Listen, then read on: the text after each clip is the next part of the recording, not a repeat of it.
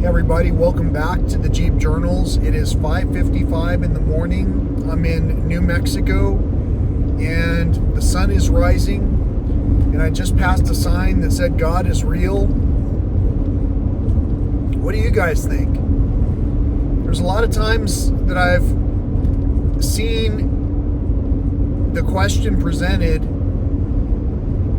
as to whether or not someone believes in Jesus. Now, most people won't give a direct answer. And the reason for that is because there's an ego that is based on what we've been brought to respond with, which is usually a response that has to do with what we think other people will think of our answer. So, as I am welcoming in this daybreak in another state, on another adventure, I'm giving thanks for this opportunity to do what it is that I do. And most of what I'm doing right now is in an effort to bring a message of wellness and conservation. And it's not the easiest message to digest.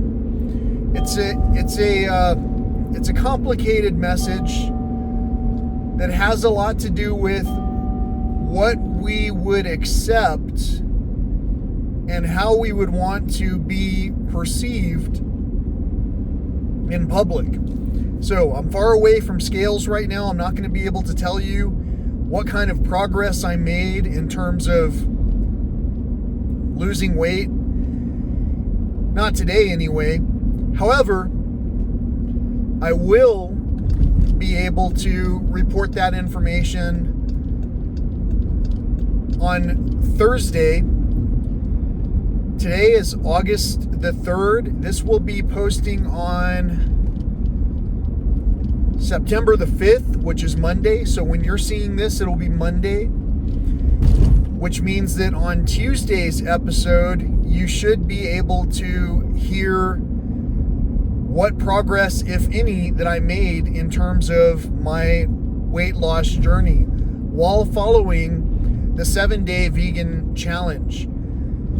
And that's basically what I'm bringing to you in this segment. It's a segment of restoring my health because for a long time I've been taking on the responsibilities of addressing other people's concerns.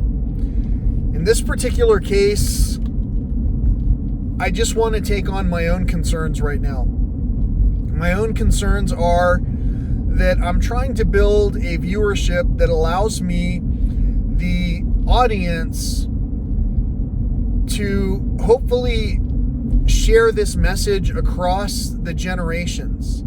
I was recently advised by somebody that I should stop trying to assist another person who was having difficulties hearing what it is that I was saying to them in terms of how to address a service request that they were receiving.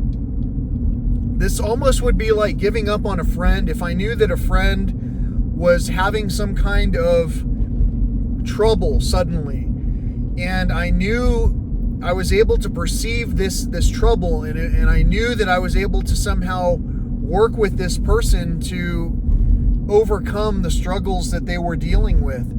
If I knew that I was able to do something like that, why would I want to stop assisting the person that needed assistance? So just as in the case of my own recent experiences where I've had direct family who performed some actions that were almost unthinkable, the fact of the matter remains that that person was making a choice, probably acting out of trying to get attention. A lot of times when we throw tantrums as children and as adults, we're trying to get the attention of other people because there's something not quite right in our own lives. In this case, this person was well beyond the attention-getting tantrum, but the first symptoms that I saw in this person were the same thing that was happening in another friend of mine who is having or was having trouble hearing what it was that I was trying to tell them in terms of the advice that it took to resolve the problem that they were describing. So in some scripture, in some texts, it's been said, forgive them for they know not what they do. You know, forgive us our trespasses as we forgive those who trespass against us. Forgive us our trespasses as we forgive those who trespass against us. In a lot of cases, these texts are saying the same thing regularly. They're suggesting that we're all imperfect. We're all created imperfectly. However, that imperfection puts us together in a unique blend where we're able to have these conversations with one another. This particular conversation, for an example, is one that you're probably hearing and you're probably thinking, oh, this guy is just continuing to, talk in one way and not address problems in another way. It kind of depends. If you've really been present in the situations that I'm describing to you, and perhaps you've had experiences like this yourself, where you've been dealing with people who are struggling with addiction. Perhaps you yourself are struggling with addiction. If you don't understand how these examples that are showing you certain circumstances, like for an example, I was in my hometown yesterday evening. I was able to see sunset in my hometown, and I'm seeing sunrise in another state. It's now 6:03 a.m., so I've been talking for just coming up on 8 minutes. We've covered so many topics. The sun hasn't even come up all the way. It's fantastic. This level of energy that I have that continuously comes from the plant-based meal program, plant-based approach that I talk about, allows me to travel further than anybody I know, allows me more energy than anybody I know, and allows me less disease than most people will typically have. It's not to say that a plant-based diet will make me superhuman. However, I feel like a superhuman whenever I'm engaging on this type of journey. Some people have trouble traveling certain distances. It's why I don't have a passenger next to me right now. Some people can only travel a certain amount of distance.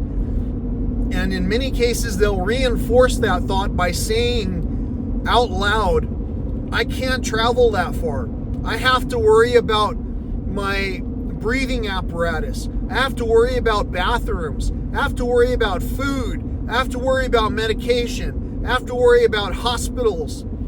These are things that as a child, if we were excited about something, we would never worry about. We would simply take off and go.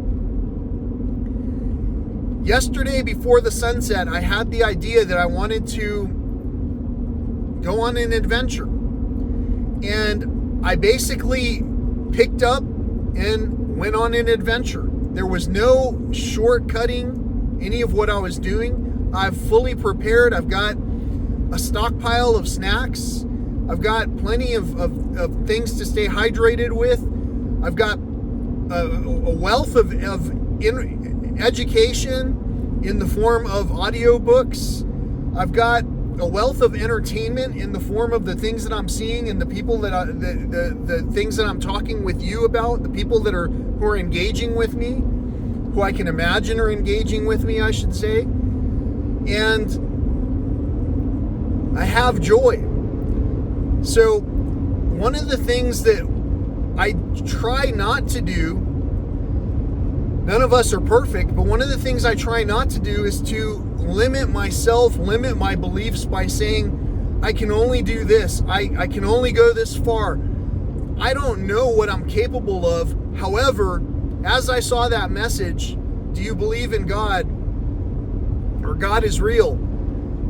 As I saw that message, I absolutely understood, because I was already giving thanks for seeing the sunrise. Who was I thanking, if not the Creator? Who are you thanking when you wake up in the morning? Are you thanking anybody? Or are you just waking up and going, I've got to do this again. I've got to do that again. I'm grateful for what I get to do. No matter what the task is, no matter what the challenge is, no matter who my employer is, I'm still performing the work for a higher power. So, for the person who suggested that I disregard the other person who is reaching out for help, I can't do that. I'm going to continue to respond. In fact, I'm going to respond even when I think that I'm off the hook. I'm going to respond and give another opportunity for that person to finish the conversation that they intentionally contacted me about. Because in some cases, people aren't reaching out because they need some kind of guidance on a simple email that asks about what it is that they need to do. They don't need guidance on an email that already says what it is that they need to do. They're reaching out to me to speak with me about something that can bring them hope, joy, productivity, and success. So this is to our success. I hope that you're tuning in and understanding. In this particular case, this series is going to be all over the place. I'm going to be speaking from one place, speaking from another place, speaking, facing, showing you some of my home studio. This is my world, this is my nationwide studio right here. And this is probably one of my favorite places to speak from. The only thing is, my attention is always going to be mostly focused on what it is that I'm facing in front of me. In this particular case, I've got the plains of New Mexico. It's like some kind of in-between farmland, railroad track area. Just a smooth sailing, divided stretch of highway with very little traffic on it. The sun is just now peeking up over my shoulder. I had a bird just cross in front of the car. I saw what I believe was a harrier, a northern harrier, a large bird of prey that was off to my left earlier this morning. And I can't really say that I would denounce a higher power. Some people will even go so far as to say, well, your God is different from my God. Who are we to define how one another's God is different from each other's? The only difference is, in terms of our fathers, is that our parents are different. Our parents were taught something. Our parents either continued and reciprocated that training, or they didn't. And that training was taught to them by probably some other people, some figures of authority. How many of us have figures of authority in our families anymore? As the grandparents begin to pass on, have they passed on their knowledge to share with us, with those later generations? Or are we continuing on in a direction which almost has zero direction to begin with? For me, I know I have a purpose. My purpose is doing what I'm doing as if somebody out here right now, you are listening, and you have the opportunity to click on subscribe. You have the opportunity to click on thumbs up, and you have the opportunity, especially if you've talked with me in the past, to engage in the conversation that I've also given you the opportunity to engage in over and over and over. If you don't want to continue that conversation, that's fine. It doesn't really slow me down or make my day any worse if you choose not to engage with me. I do feel a little bit of concern when friendships are going the way of everything else, which is basically to be forgotten and digitized in a way where it's like we can text each other, but can we have a heart-to-heart?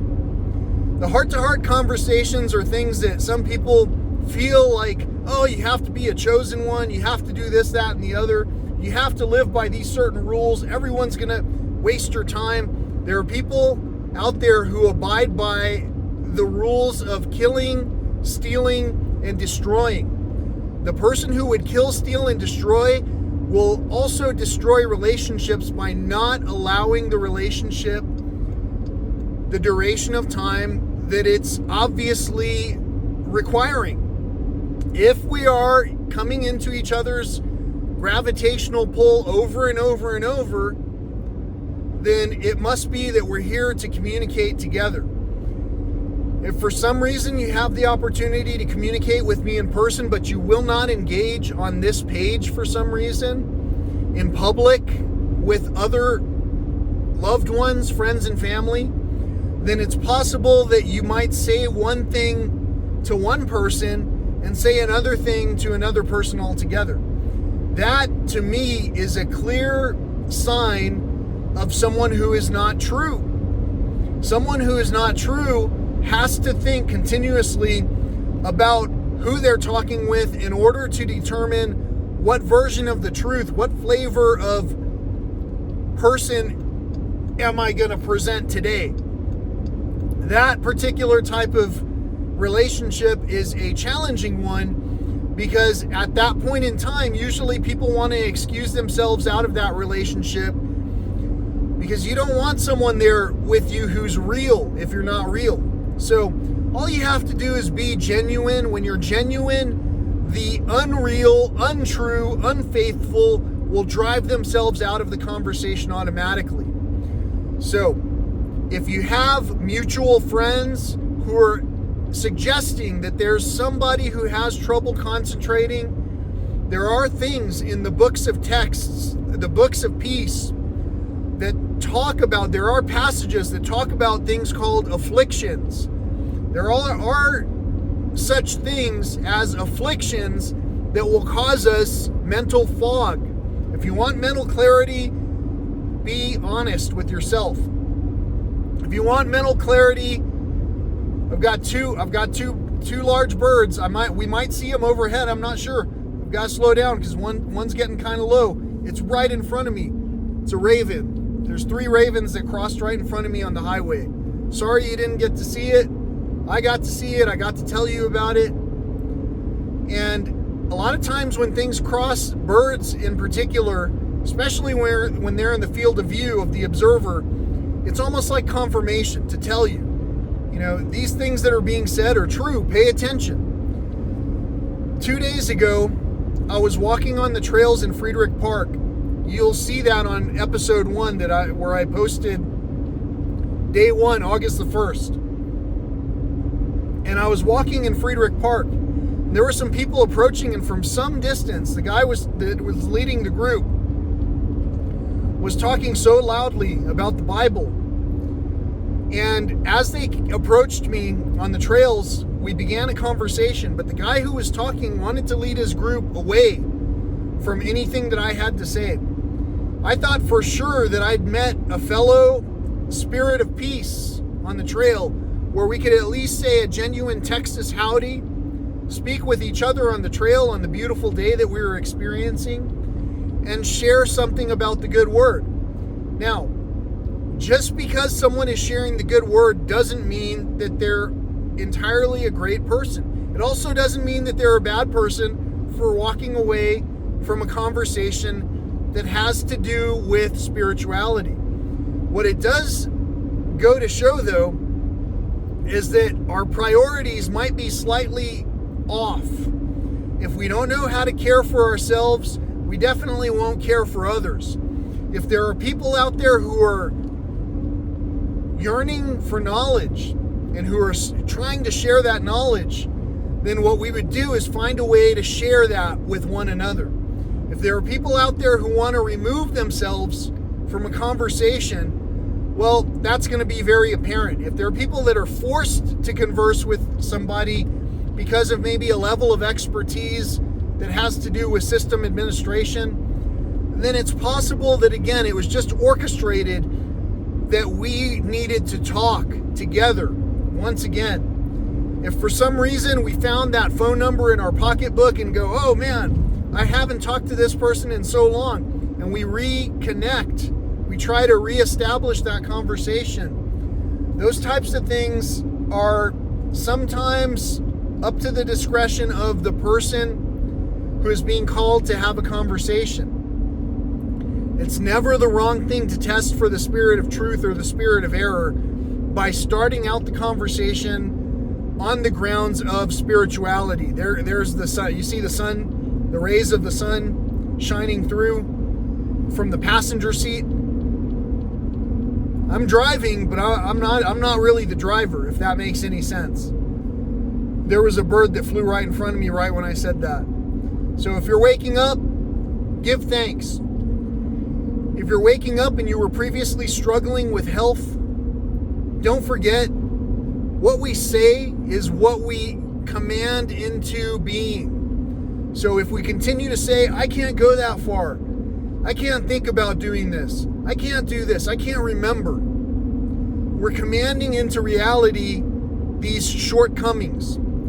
If we put it into God's hands and say, your will be done, and allow the possibilities to unfold, it's possible that one of you will watch this episode and you'll skip back to yesterday's episode, which will be on Friday, September the 2nd. You'll skip back to yesterday's episode, which was actually recorded on August the 2nd, and you'll see that I was in San Antonio. And from that point in time till now at 5:55 in the morning, if you do the math, you might understand it took very little sleep in order to accomplish something like this. In reality, for me, I had to take zero sleep in order to be where I'm at right now. So I didn't sleep at all. Not only did I not sleep, but I still have an abundance of energy. I still feel jazzed. I still feel pumped. There's no telling what I'm going to end up doing today. But if you tune in to tomorrow's episode to see where that's recorded from and do the math, you might be able to put a timeline together and figure out this guy has an abundance of energy. And you might start to question, how is that even possible? And you might even skip back and see the segment that I recorded 8 states in 4 days. You might see the segments where I basically was able to essentially stay up for like almost 36 hours without becoming tired while I was doing everything I was doing. And I did stop to rest. I rested my eyes. I did stop to make sure that I had some hydrating fruit. I did stop to make sure that I, got a little bit of rest. But the amount of energy that comes from believing in a higher source of energy itself allows me to produce more than most people. Some people will hesitate when asked, do you believe in God? Do you believe in Jesus? And when that hesitation comes in, it's a direct reflection on, do you believe in yourself? Many of us have not become responsible enough to have any kind of beliefs in ourselves. And that's an epidemic at this point. Many of us only believe in what someone else tells us. And if that's all we believe in, we might be coming up short on sharing the knowledge, sharing the wealth. Health is wealth. I hope that you've enjoyed this segment. Until next time, this is day 3, which again is brought to you on September 5th, but it's August the 3rd right now where I'm at, which I believe is Wednesday. And September the 5th should be a Tuesday where you're at, I think, or a Monday. No, Tuesday. September 6th. I might have gotten the dates wrong to begin with. Again, I'm working with time that started yesterday, and I'm talking about the future. This is basically the third segment. So this should be Monday, September the 5th, I believe. Anyway, whatever day it is, I'm passing by a bunch of sunflowers. It's beautiful. And I just wanted to tell you, at 5:55 in the morning, as I was passing that sign, as the sun was rising, just how amazed I was to have all those synchronicities line up in just the right way to help bring you a message, to which time is mostly irrelevant in terms of whatever this plane of existence is. You know, the dates were told to us in a certain way to where it's like, well, our calendar system may or may not be as advanced as we think it is. I'm not the judge of it. All I'm the judge of is what I'm doing. I can see what I'm doing and whether or not it brings me energy and joy and satisfaction. And if I were constantly reinforcing and saying, I can't do that, I can't do that, I can't do that, I don't know that I would have the level of joy that I have right now. I don't know that I would be able to claim that I believed in God. With God, all things are possible. Is that not something that many of you have heard? If that's true, then wouldn't it be more satisfactory to believe in God? No matter by which name your segment was brought up to call God?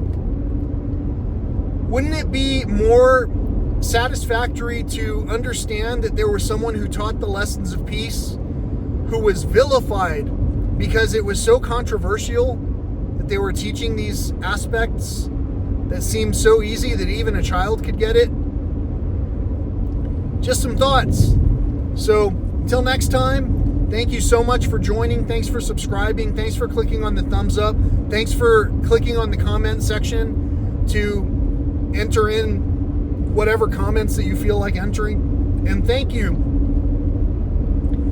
for making note of what day I was in what place, and for doing the math and trying to figure out, wow, how did all that happen? And thank you for paying attention to the fact that I'm constantly moderating my speed based on the speed limit signs, that I'm constantly being aware of who's in front of and behind me, and that I'm constantly focusing on the traffic while I'm driving. Thank you for being aware that I'm doing this in a way that is probably at a different level than what many people actually do, even if they're driving daily to and from the same place. The level of attention that we can give to things is it's important. It's important that if someone sends us an email that says, this is what's happening, your subscription is renewing, it's going to renew automatically if you don't do anything. If your card on file is accurate, don't do anything. You don't need to. However,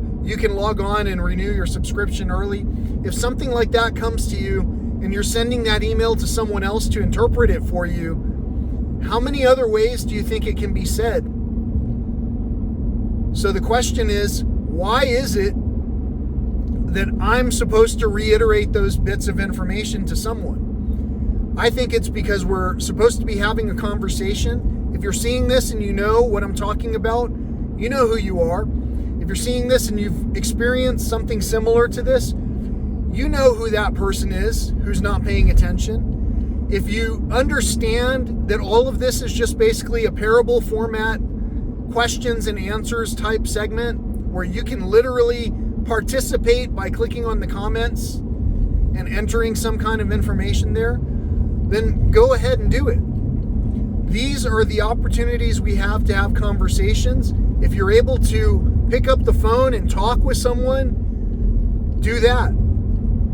Better yet, if you're able to see someone in person, what better way is there to have an open-ended conversation about that which we are here to celebrate? So, until next time, thanks again for joining. Peace, love, and all that old school stuff.